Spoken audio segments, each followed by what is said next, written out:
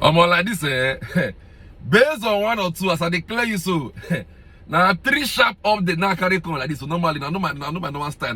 My 3 sharp update, they deliver my poly unit every day by day.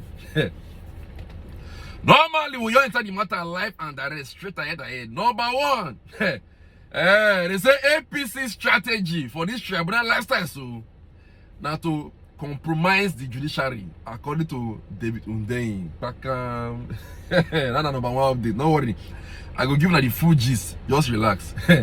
Number 2, now be big. As I declare you so.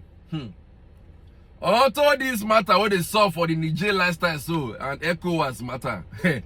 like this so Nigeria don't cut off power from Niger Republic. Yes, nah, relax. Fuji's the call. calm down. Number 3, that be big. Although the NLC and TUC protests and strike we start yesterday so.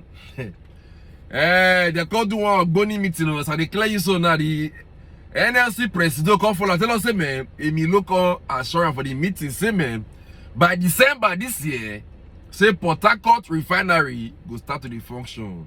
Back so like this at this time we'll enter the gist properly. I tell God beg you, anyway they watch this video from, I beg help me hit the share button. Make another person will get interest for this kind of matter. Make them see this video. Make them know to the sub for the Nigerian lifestyle. Like this, we're enter the first gist, which is that APC matter where David Hundeyin exposed to say APC they plan to compromise the judiciary onto the tribunal lifestyle. Hope they expect judgment anytime from now. Listen to this update. He said, distinguished James Corey fellow and investigative journalist David Hundeyin has alleged that Bola Ahmed Tinubu and the All Progressive Congress plan to compromise the judiciary to influence the decision of the members of the Presidential Election Petition Tribunal in the ongoing litigation instituted by the opposition candidates. The editor-in-chief of the West Africa Weekly, who spoke with Rudolph Okonkwo during an interview on 90 Minutes Africa, said that the ruling party did not make any effort to present a serious defense against the petition filed by the Labour Party candidate Peter Obi, challenging the eligibility of Tinubu to contest in the 2023 election.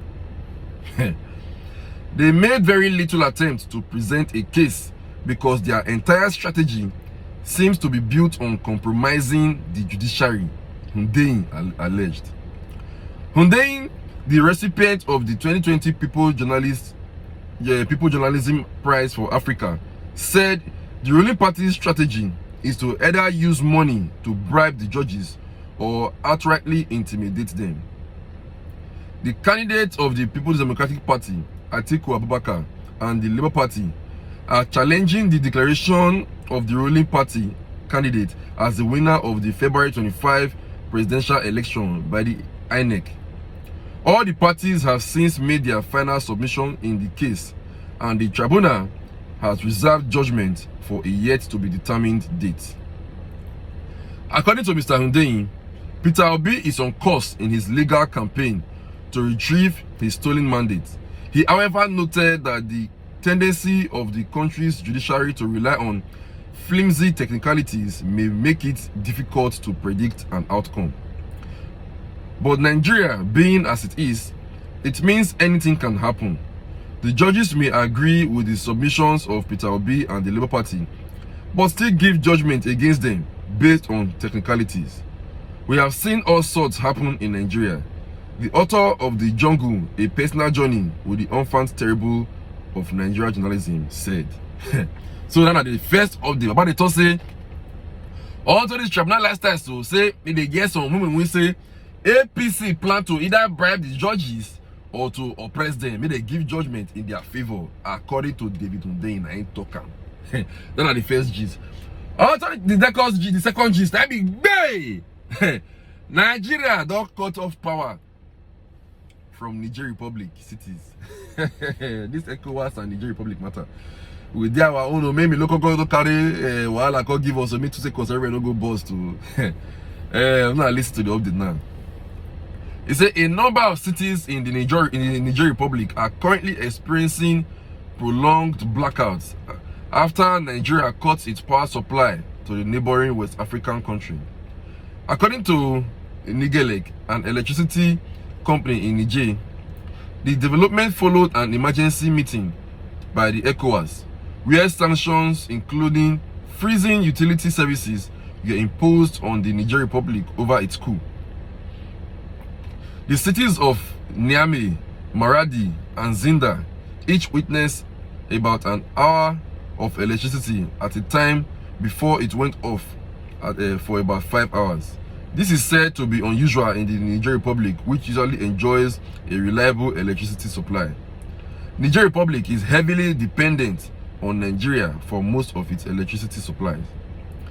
The Transmission Company of Nigeria, when quizzed by the press on the Niger Power Accords, declined to comment on its issue, but an anonymous source disclosed to the BBC that the electricity supply to Niger was cut on Tuesday following a presidential directive. On Sunday, West African leaders gave the military junta 1 week to give up power or face possible military intervention. ECOWAS defense chief also met in Nigeria to discuss the Niger crisis and the best resolution. It should be recalled that Niger's democratically elected president Mohamed Bazoum was ousted in a military coup last week by presidential guards. General Abdulrahman Chiani, the chief of the presidential guard, was installed as the head of state. The coup sparked several demonstrations against the country's former colonial power, with the French embassy coming under attack in the country. France responded by evacuating its citizens from the country. About 262 French citizens evacuated from Niger Republic arrived in Paris early Wednesday. Meanwhile, a delegation from ECOWAS is meeting in Niger on Wednesday to hold talks. The delegation is led by Nigeria's General Abdulsalam Abubakar, who oversaw Nigeria's transition from military to democracy in 1999. Another notable delegation member reportedly include the Sultan of Sokoto, Muhammadu Suadu Abubakar III, who also wields huge influence in the Niger Republic. The country joins Mali, Guinea, and Burkina Faso as countries currently under military rule.